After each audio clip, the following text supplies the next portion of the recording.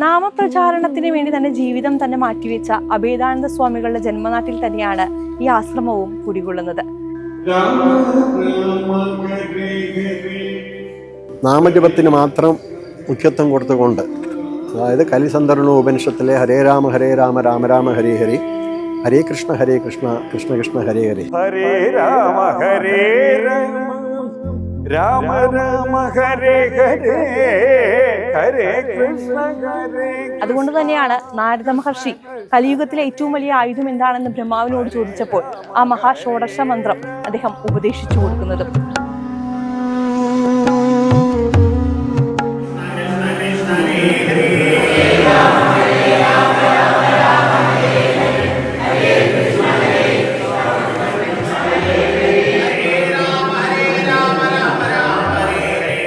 കലിയുഗത്തിലെ നാമജപത്തിന്റെ പ്രസക്തി നമുക്ക് എല്ലാവർക്കും അറിയാം.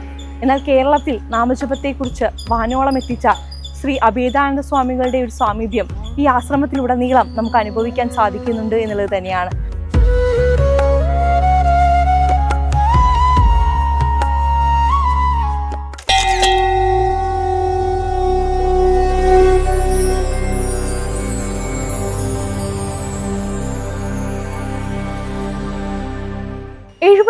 വർഷങ്ങളായി രാമനാമ ജപത്താൽ ഭക്തിസാന്ദ്രമാകുന്ന ഒരാശ്രമം. നമ്മൾ ഇന്നുള്ളത് തിരുവനന്തപുരം ജില്ലയിലെ നെയ്യാറ്റിങ്കര ആറയൂരിൽ സ്ഥിതി ചെയ്യുന്ന ശ്രീ ചട്ടമ്പിസ്വാമി സ്മാരക അഭേദാനന്ദ ആശ്രമ മഹാമന്ത്രാലയത്തിലാണ്. പ്രകൃതിയിൽ പോലും ആത്മീയത നിറഞ്ഞിട്ടുള്ള ഭഗവാന്റെ നാമത്താൽ മുഖരിതമാകുന്ന ഒരു മഹാസങ്കേതത്തിൽ.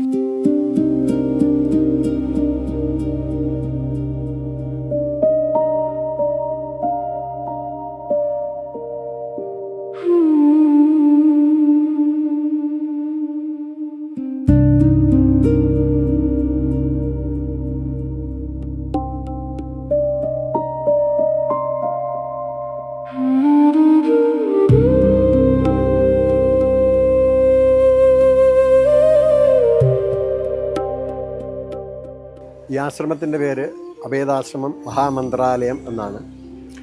1946 സദ്ഗുരു ദിവ്യശ്രീ അഭേദാനന്ദ സ്വാമികൾ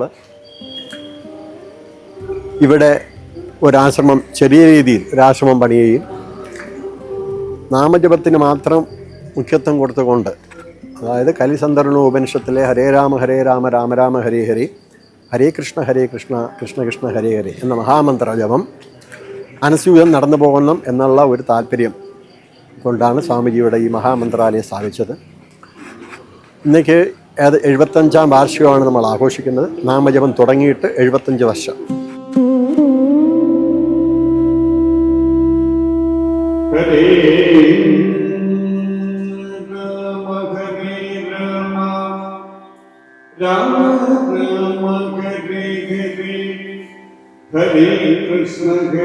കൃഷ്ണ കൃഷ്ണ കൃഷ്ണ ഹരേ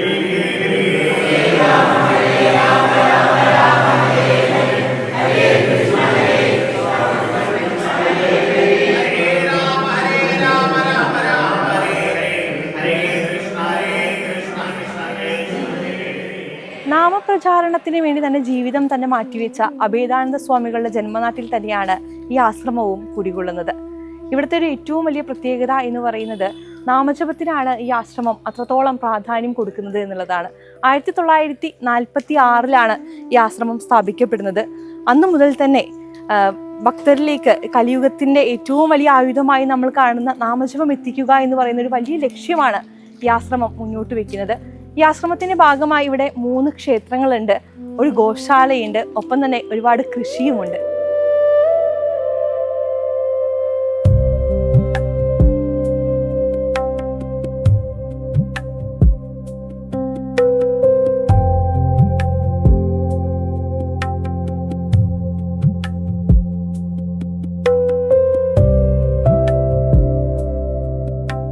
കലിയുഗ ദോഷങ്ങളെ ഭസ്മമാക്കാൻ നാരായണ മന്ത്രത്തെക്കാൾ വലിയൊരു ആയുധം മറ്റൊന്നുമില്ല എന്നുള്ളതാണ്. അതുകൊണ്ട് തന്നെയാണ് നാരദ മഹർഷി കലിയുഗത്തിലെ ഏറ്റവും വലിയ ആയുധം എന്താണെന്ന് ബ്രഹ്മാവിനോട് ചോദിച്ചപ്പോൾ ആ മഹാഷോഡശ മന്ത്രം അദ്ദേഹം ഉപദേശിച്ചു കൊടുക്കുന്നതും. ആ ഷോഡശ മന്ത്രം തന്നെയാണ് ഈ അഭേദാശ്രമത്തിനെ ഒരു മന്ത്രാലയമാക്കി മാറ്റുന്നത്. രാമ ഹരേ രാമ രാമ രാമ ഹരേ ഹരേ ഹരേ കൃഷ്ണ കൃഷ്ണ കൃഷ്ണ ഹരേ ഹരേ ഹരേ രാമ രാമ രാമ ഹരേ ഹരേ ഹരേ കൃഷ്ണ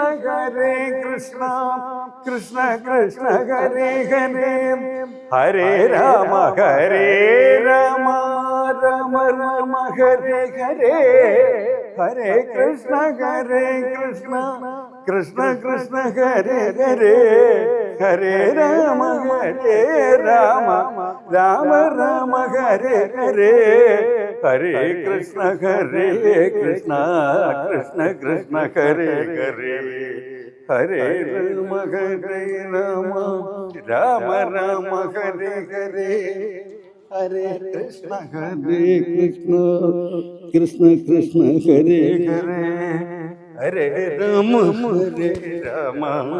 രാമ രാമ ഹരേ ഹരേ ഹരേ കൃഷ്ണ കൃഷ്ണ ഹരേ ഹരേ.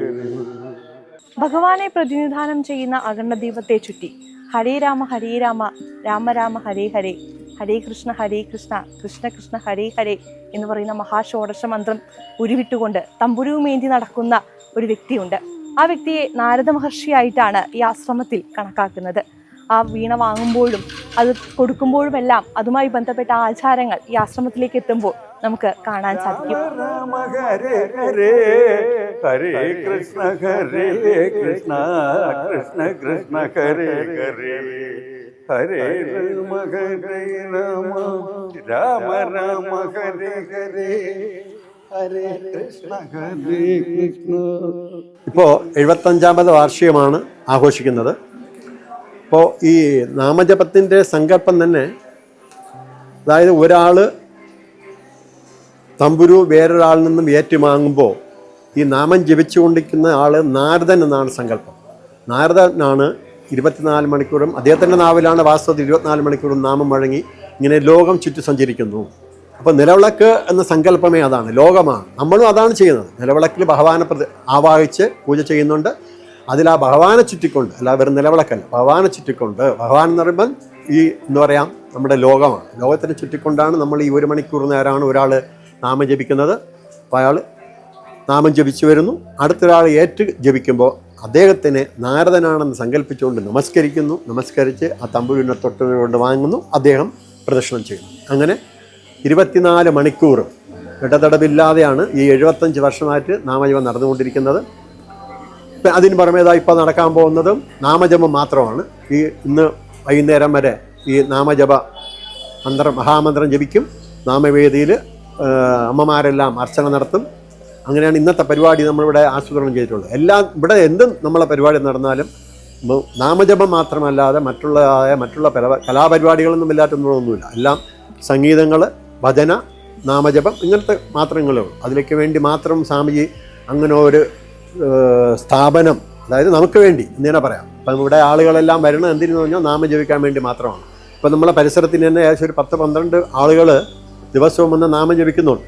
അപ്പോൾ ഇങ്ങനെ ഒരു പ്രസ്ഥാനം തുടങ്ങിയത് കൊണ്ടാണ് നമ്മളെല്ലാവരും ഇവിടെ വരുവാനും ഇങ്ങനത്തെ ഈ നാമജപത്തിൽ ഉൾപ്പെടാനുമല്ല നമുക്ക് സാധിച്ചത്. അതുകൊണ്ട് സ്വാമി ചെയ്ത ഏറ്റവും ഒരു നല്ല കാര്യം. കാരണം നമുക്ക് വേണ്ടി ഈ യുഗത്തിൽ നമുക്ക് ആർക്കും തന്നെ ഈ എന്താ പറയുക സംസാരത്തിൽ കിടന്ന് ഉഴലുമ്പോൾ ആർക്കും തന്നെ ചെന്ന് ധ്യാനിക്കാൻ വേണ്ടി ഇരിക്കാനുള്ള സമയം കിട്ടത്തില്ല. മനസ്സ് അതിൽ നിൽക്കുകയില്ല. ഒരു നാമോമം കുഴപ്പമില്ല, നമുക്ക് ജപിച്ചുകൊണ്ട് പോവാം. വാഹനത്തിൽ പോകാൻ ജപിക്കാം, എങ്ങനെ വേണോ ജപിക്കാം. ഇനി ഇത് ഇങ്ങനെ ഭഗവാന്റെ നാമങ്ങൾ ഇങ്ങനെ നടന്നു പോട്ടെ എന്ന് ആശംസിക്കുന്നു.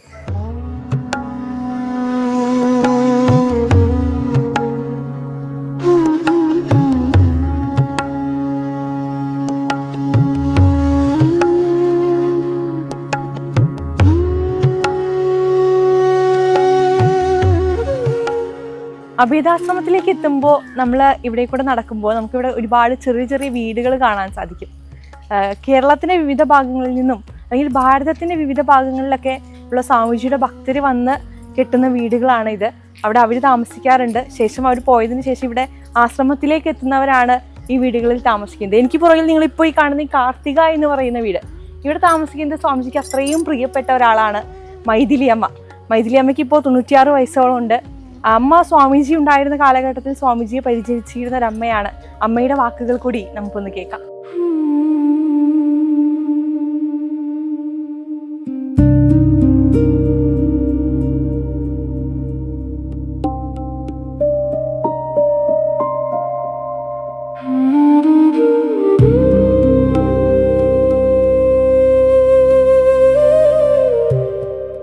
ஒரு ஆர்டிக்கலில் சுவாமிஜி எழுதியிട്ടുണ്ട്, சுவாமிஜி சகல கலாவல்லபன் அல்ல, பண்டிதன் அல்ல, வெறும் ஒரு மூர்க்கனான ஆனால் சம்திருப்தன்.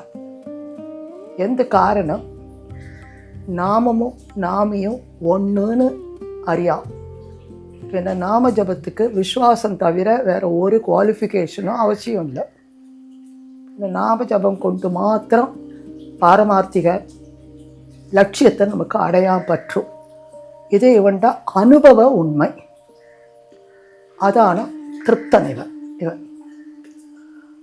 അതിനു വേണ്ടിയാണ് സ്വാമിജി പല കോടിയർച്ചനകളെയും പല നാമപ്രചാര യാത്രകളെയും இந்த அகண்ட நாமம் இதெல்லாம் தான அடைஞ்ச திருப்தி எல்லாருக்கும் கிட்டட்டும் இந்த ஒரே ஒரு நோக்கத்திலேயாக்கும் സ്വാമിജി ഇത്തனை പ്രോഗ്രാമുകളെയും നടത്തിയത്, இந்த அகண்ட நாமம் ஏற்படுத்தியது. പറഞ്ഞിട്ട് പോയിട്ടുണ്ട്, അഖണ്ഡനാമമാക്കും ആശ്രമത്തിൻ്റെ ഉയിർനാടി. அதை நீங்கள் பாதுகாக்கிற வரைக்கும் அது ஆசிரமத்தை நோக்கிக்கொள்ளும். ஆசிரமத்தை குறித்து நீங்கள் கவலைப்பட வேண்டாம், அது நீங்கள் നോക്കണം. അത് ജീവൻ താഴ്ന്നു പോന്നാൽ ഒന്നും ചെയ്യാൻ പറ്റില്ലല്ലോ. അതാണ് ജീവനാടി ആശ്രമത്തിക്ക്. അതിനെ നല്ലവണ്ണം നടത്തിക്കൊണ്ടു പോയാൽ മറ്റോരത്തെ കുറിച്ച് നിങ്ങൾ കവലപ്പെട വേണ്ട, എല്ലാം അത് നോക്കിക്കൊള്ളും. അത് ഞങ്ങൾ അനുഭവത്തിൽ കണ്ടുകൊണ്ടിരിക്കും. അത് സെക്രട്ടറി അതിൽ ரொம்ப ആത്മാർത്ഥതയോടെ, ചില സമയം ആളുകളെ കാണുമല്ലോ ജപിக்கிறதுக்கு, എങ്ങനെയെങ്കിലും ആരാരെയോ പിടിച്ച് പിന്നെ രാത്രി സെക്രട്ടറിയോ വരും ജപിக்கிறதுக்கு, മോനെ ജപിക്ക വയ്ക്കും. അത് താഴ്ന്നു പോകാതെ നോക്കിക്കൊള്ളും സെക്രട്ടറി. ഇപ്പോൾ സെക്രട്ടറിക്ക് നല്ലവണ്ണം അറിയാം ആ നാമജപം നടക്കുന്നത് കൊണ്ടാണ് ഇവിടെ ആശ്രമത്തിലെ എല്ലാം നടന്നു പോണത്. നല്ല കോലാഹലമായിട്ട് നടക്കും എല്ലാം. അങ്ങനെ ഒന്ന് പെർമനൻറ്റ് ഇൻകം ഒന്നും கிடையாது இந்த ஆசிரமத்துக்கு. பக்தர்கள் அனுப்புறது தான், அவர் பக்தர்கள் அயக்கும், அதை வச்சு கொண்டு தான் நடத்துന്നത്. இப்போ தான் ஏதோ கொஞ்சம் கிருஷி செய்திருக்கணும், അല്ലെങ്കിൽ അങ്ങനെ ഒരു വരുമാനം கிடையாது ആശ്രമத்துக்கு. அது யாரோ സ്വാമിജിയിട്ട് ചോദിച്ചു കൊടുത്തു, உங்களுக்கே விசுவாசம் இல்லை, அது நடத்திக்கொள்ளும் நாமம் எல்லாம் அது கொண்டு வந்து தரும். நீங்கள் அதனெல்லாம் வச்சு കവലപ്പെട വേണ്ടാം. ഇത് പല മുറ സ്വാമിജി പറഞ്ഞിട്ടുണ്ട്. സ്വാമിജി എപ്പോഴും പറയാറുള്ള ഒരു കാര്യം എന്തായിരിക്കും? പറയാനുള്ളത് നാമത്തെ തവിர വേറെ ഒന്നും പറയില്ല. നാമം, സറണ്ടർ, ഇത് രണ്ട് தான் எப்பொழுதும். அதில் சுற்றி பற்றி தான் இருக்கும் அவருடைய எல்லா பிரசங்கங்களும், எல்லாம் அதில் தான் இருக்கும். சென்டர் அதுதான். அதை வச்சுக்கொண்டே പറയും. സ്വാമിജി പറഞ്ഞ് താൻ ഒന്നും പഠിക്കാത്തവനല്ല, നല്ല ഒന്നും പഠിച്ചിട്ടുണ്ടെന്ന് നോട്ട് ദ ഫോർമൽ എഡ്യൂക്കേഷൻ. நிறைய தமிழ் இதெல்லாம் படிச்சுட்டு தமிழ்நாட்டில் வச்சு நான் சாதனா காலத்தில் இருந்துட்டு. அப்போ நிறைய தமிழ் தாய்மானவரை கோட் செய்யும், மாணிக்க வாசகரை கோட் செய்யும், வள்ளலாரை எல்லாரையும் கோட் செய்யும், அருணகிரிநாதரை கோட் செய்யும், எல்லாம் പറയും. അപ്പോൾ அதெல்லாம் எப்பொழுதோ அப்பொழுது படித்ததாக இருக்குது. குற்றாலம் அவருக்கு ரொம்ப இஷ்டமான ஒரு இடம். கூட അവിടെ പോകും. குற்றாலத்தில் ஷண்பகாதேவி இடத்துல காடு, அது பயங்கர காடு. ഒരു 4 മണിക്ക് ശേഷം ആരും അവിടെ പോകില്ല. അവിടെ ഇരുന്നിട്ടുണ്ട്. അതേമാതിരി ശബരിമലയിൽ ഔട്ട് ഓഫ് സീസൺ അന്ന് ഫോറസ്റ്റ് ഓഫീസർ അതെല്ലാം ഒന്നും கிடையாது. ആ കാലത്ത് അവിടെ പോയി താമസിച്ചിട്ടുണ്ട്. അപ്പോൾ അവർക്ക് അവർ സാധനയിൽ ഈടുപെട്ടിരിക്കുമ്പോഴത് പശി ദാഹം ഒന്നും കാണില്ലല്ലോ. എപ്പോഴത് വിശപ്പ് വന്നാൽ അത് എപ്പോഴും വെറുതെ കളിയായിട്ട് പറഞ്ഞു പോയത്. അവിടെ അപ്പോൾ നിറയെ ഈ പനീർ റോസ് അരച്ചിരിക്കും പോലെ ഇരിക്കും. அதை കുറച്ച് എടുത്ത് കഴിച്ചിട്ട് വിശപ്പ് വന്ന പോയത്. ഈ 2 ഇൻസിഡൻറ്റ് അറിയാം.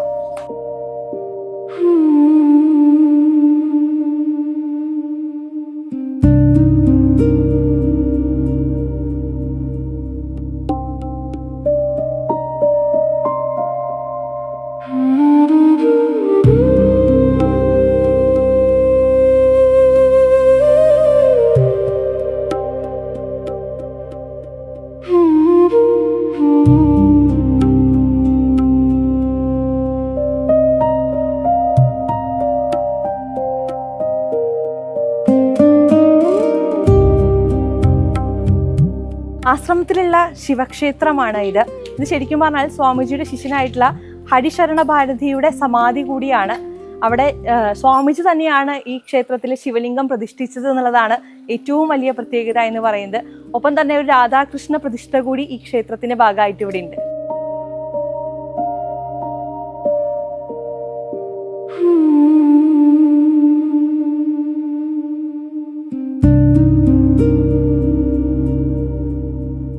ഇതാണ് ആശ്രമത്തിലെ ദേവീക്ഷേത്രം. ഗുരുദേവന്റെ അമ്മയുടെ സങ്കല്പമാണ് ഈ ക്ഷേത്രവുമായി ബന്ധപ്പെട്ടിട്ടുള്ളത്. ഈ ക്ഷേത്രത്തിനോട് ചേർന്നിട്ട് തന്നെ നമുക്കൊരു 100 വർഷത്തിലധികം പഴക്കമുള്ളൊരു നെല്ലിമരം കാണാം. ആ നെല്ലിമരത്തിന്റെ താഴെ ഇരുന്നിട്ടാണ് ഗുരുദേവൻ അക്കാലങ്ങളിൽ സത്സംഗങ്ങളൊക്കെ നടത്തിയിരുന്നത് എന്നാണ് വിശ്വാസം. അതുപോലെ തന്നെ ഇവിടെ ഒരുപാട് വൃക്ഷങ്ങളുണ്ട്, ഒരുപാട് പഴക്കമുള്ള വൃക്ഷങ്ങളുണ്ട്. അതിനൊക്കെ ഓരോ കഥകൾ കൂടി പറയാനുണ്ട് എന്നുള്ളതാണ് ഏറ്റവും വലിയൊരു പ്രത്യേകത.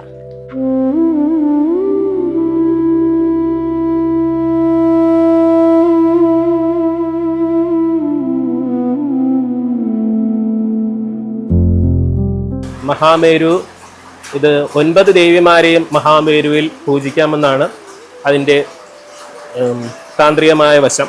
അതിൽ നമുക്ക് ഇവിടെ ദുർഗയും നമ്മുടെ ശ്രീ ലളിതാംബികയാണ് ഏറ്റവും ത്രിപുരസുന്ദരി പൂജയാണ് മഹാമേരുവിൽ നമ്മൾ നടത്തുന്നത്. എല്ലാ പൗർണമി നാളിലും അമാവാസി നാളിലും അഭിഷേകവും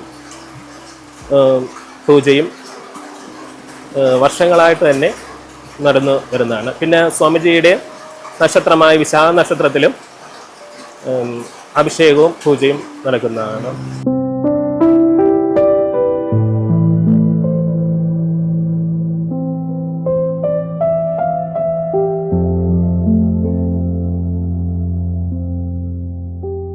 ഇപ്പോൾ നമ്മളുള്ളത് അഭേദാനന്ദ സ്വാമികള് 3 വർഷക്കാലം താമസിച്ച അദ്ദേഹത്തിന്റെ വീട്ടിലാണ്. ഈ വീട്ടിലാണ് അദ്ദേഹം സത്സംഗം നടത്തിയിരുന്നതും ഇവിടെയാണ് അദ്ദേഹം താമസിക്കുകയും ഒക്കെ ചെയ്തിരുന്നത്. ഈ വീട് അതേ രീതിയിൽ ഇവിടെ ആശ്രമം സംരക്ഷിച്ചു പോകുന്നുണ്ട്. അപ്പോൾ ആ വീട്ടിലെ ഉള്ളിലെ കാഴ്ചകൾ കൂടി നമുക്കൊന്ന് കാണാം.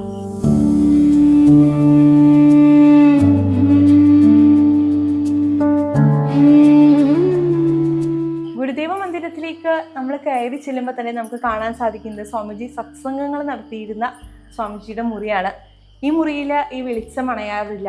ഈ ഫാനും എപ്പോഴും ഇങ്ങനെ പ്രവർത്തിച്ചു കൊണ്ടിരിക്കും എന്നുള്ളതാണ് ഏറ്റവും വലിയ പ്രത്യേകത. സ്വാമിജി ഇപ്പോഴും ഇവിടെ ഉണ്ട് എന്നുള്ള വിശ്വാസത്തിലാണ് ഈ ലൈറ്റും ഫാനും എല്ലാം ഇപ്പോഴും പ്രവർത്തിച്ചു കൊണ്ടിരിക്കുന്നത്. ഇവിടെ ഇരുന്നിട്ടാണ് അത്രേ സ്വാമിജിയുടെ സത്സംഗങ്ങൾ നടത്തിയിരുന്നത്. അതായത് കലിയുഗത്തിലെ നാമജപം എത്രത്തോളം പ്രധാനപ്പെട്ടതാണ് എന്നും ഒപ്പം തന്നെ ഭഗവത്ഗീതയെ കുറിച്ചിട്ടും എല്ലാം സ്വാമിജിയുടെ വിശ്വാസികളോട് സംസാരിച്ചിരുന്നത് ഇവിടെ ഇരുന്നിട്ടാണ്. ഇത് പിന്നീട് സ്വാമിജിയുടെ സമാധിക്ക് ശേഷം നിർമ്മിച്ചിട്ടുള്ള സ്വാമിജിയുടെ ഒരു പ്രതിമയാണ്. ഇതും ഇവിടെ സംരക്ഷിച്ചു വരുന്നുണ്ട്. ഇതിലെ ഏറ്റവും വലിയൊരു പ്രത്യേകത എന്ന് പറയുന്നത് ഈ വീടും ഈ മുറിയും ഈ ഭാഗങ്ങളെല്ലാം ഇത്രത്തോളം വൃത്തിയിൽ സംരക്ഷിക്കുന്നത് 96 വയസ്സുള്ള മൈഥിലിയമ്മയാണ് എന്നുള്ളതാണ്. മൈഥിലിയമ്മ സ്വാമിജിയുടെ കൂടെ ഉണ്ടായിരുന്ന സ്വാമിജിയുടെ ശിഷ്യയ്ക്ക് തുല്യമായ ഒരു അമ്മയാണ്. ഇന്ന് 96 വയസ്സുണ്ട് അമ്മയ്ക്ക്. പക്ഷെ ഇപ്പോഴും അമ്മ തന്നെയാണ് ഇവിടെ വന്ന് ഈ ഷീറ്റുകൾ മാറ്റുന്നതും ഇവിടെ എല്ലാം വൃത്തിയാക്കുന്നതും. തൻ്റെ ഗുരുവിനോടുള്ള അത്രത്തോളമുള്ള സ്നേഹം അമ്മയുടെ നമുക്ക് ഇവിടെ വന്ന് അനുഭവിക്കാൻ സാധിക്കും എന്നുള്ളത് തന്നെയാണ്.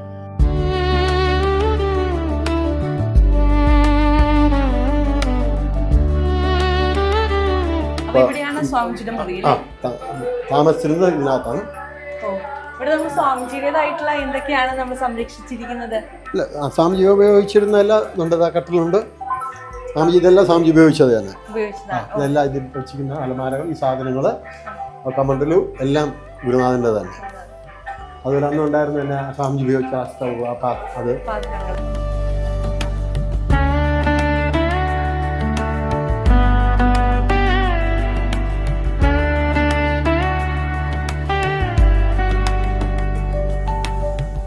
സ്വാമികൾ താമസിച്ചിരുന്ന അദ്ദേഹത്തിന്റെ മുറിയിലാണ്. ആ മുറി അതുപോലെ തന്നെ ഇന്നും ഇവിടെ സംരക്ഷിച്ചിട്ടുണ്ട്. ഇത് അദ്ദേഹം കിടന്നിരുന്ന കട്ടിലാണ്. ആ ഒരു കാലഘട്ടം മുതൽ തന്നെ ഇവര് എല്ലാ രീതിയിലും അത് സംരക്ഷിച്ചു കൊണ്ടുവന്നിരിക്കുന്നതാണ്. അദ്ദേഹത്തിന്റെ പാദുകങ്ങളാണ്. അതും കൃത്യമായി സൂക്ഷിച്ചു വെച്ചിട്ടുണ്ട് ഈ ആശ്രമത്തിൽ.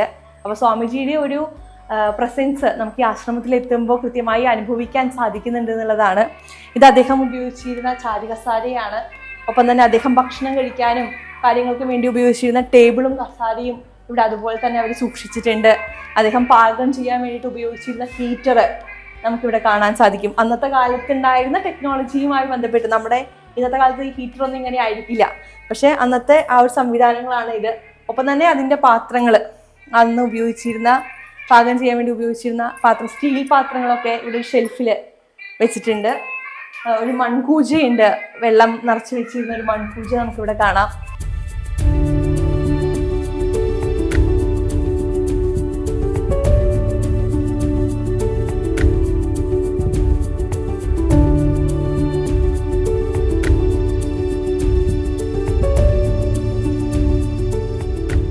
അതുപോലെ തന്നെ സ്വാമിജി ഉപയോഗിച്ചിരുന്ന മറ്റു പല സാധനങ്ങളും അത്രത്തോളം ശ്രദ്ധയോടുകൂടി ഇവിടെ സൂക്ഷിച്ചു വെച്ചിട്ടുണ്ട്.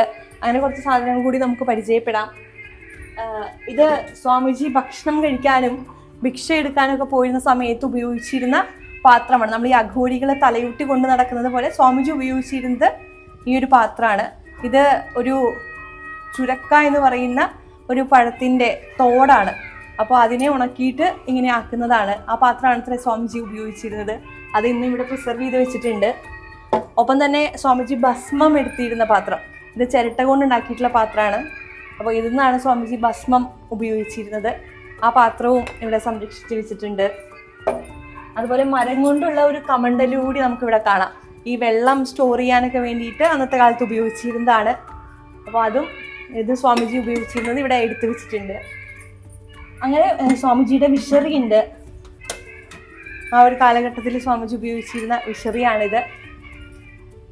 അതുപോലെ സ്വാമിജിയുടെ ചെരുപ്പ്, അന്ന് ഉപയോഗിച്ചിരുന്ന മെഴുകുതിരി, അതിൻ്റെ ഒരു സ്റ്റാൻഡ്, എനിക്ക് തോന്നുന്നു ആ ഒരു കാലഘട്ടത്തെ നമ്മളെ ഓർമ്മിപ്പിക്കാൻ പറ്റുന്ന രീതിയിലുള്ള പല സാധനങ്ങളും ഈ മുറിയിൽ സ്വാമിജി പോയപ്പോൾ എങ്ങനെയാണോ ഉണ്ടായിരുന്നത് അതേ രീതിയിൽ സൂക്ഷിച്ചു വെച്ചിട്ടുണ്ട് എന്നുള്ളത് തന്നെയാണ് ഏറ്റവും വലിയ പ്രത്യേകത.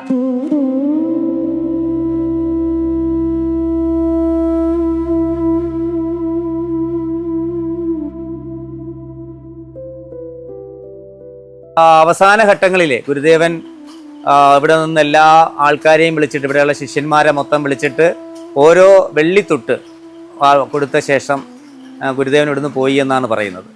അതും ഒന്നും യാത്രയൊന്നും ചോദിക്കാറില്ല. ഗുരുദേവൻ ഇവിടുന്ന് പോകുന്നതൊന്നും ആരും പറയാറൊന്നുമില്ല. പെട്ടെന്ന് പോകും, പെട്ടെന്ന് വരും. അങ്ങനെ ആയതുകൊണ്ട് ആരും അത് ശ്രദ്ധിച്ചില്ല. അങ്ങനെ ഗുരുദേവൻ ഇവിടുന്ന് പോയിട്ട് ഹരിദ്വാറിൽ പോയി.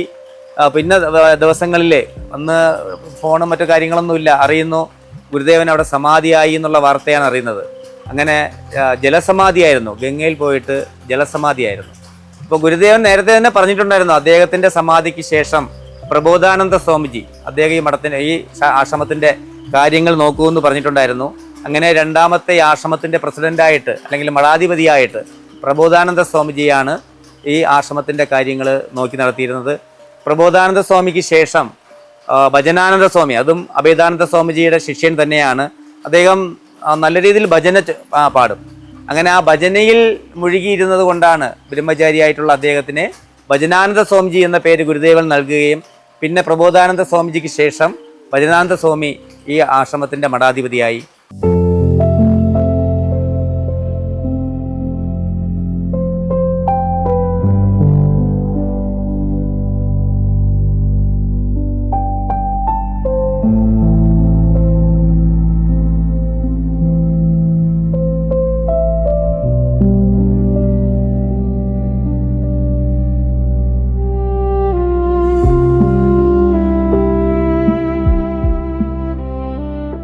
സ്വാമിജി കന്യാകുമാരി മുതൽ കശ്മീർ വരെ നടത്തിയ നാമജപ യാത്രയ്ക്ക് വേണ്ടി ഉപയോഗിച്ചിരുന്ന രഥമാണ് ഇത്.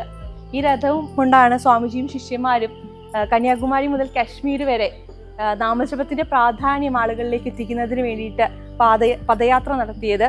ഈ രഥം നമ്മൾ നോക്കിക്കഴിഞ്ഞാൽ നമുക്ക് കാണാം, ഇവിടെ ഇങ്ങനെ ഒരു ഡോറൊക്കെ ഉണ്ട്. ഇതിൻ്റെ ഉള്ളിലാണ് ഡ്രസ്സും ആവശ്യമായ സാധനങ്ങളൊക്കെ, നമുക്ക് പാതയം എന്നൊക്കെ വിളിക്കാം. ആ യാത്രയിൽ ആവശ്യമായ എല്ലാ സാധനങ്ങളും കൊണ്ടുപോയിരുന്നത് ഈ രഥത്തിലാണ്. ഈ രഥവും വലിച്ചുകൊണ്ടാണ് ആ യാത്ര മുതലും നടത്തിയിരുന്നത്. ഇന്ന് ഇവിടെ ഗോകുലത്തിലെ കുട്ടികൾ ഘോഷയാത്രയ്ക്ക് വേണ്ടിയിട്ടാണ് ഇത് ഉപയോഗിക്കുന്നത്.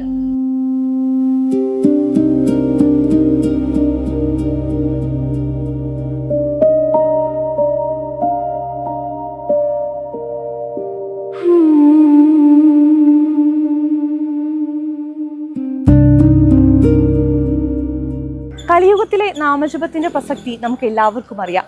എന്നാൽ കേരളത്തിൽ നാമജപത്തെക്കുറിച്ച് വാനോളം എത്തിച്ച ശ്രീ അഭേദാനന്ദ സ്വാമികളുടെ ഒരു സ്വാമീപ്യം ഈ ആശ്രമത്തിലുടനീളം നമുക്ക് അനുഭവിക്കാൻ സാധിക്കുന്നുണ്ട് എന്നുള്ളത് തന്നെയാണ്.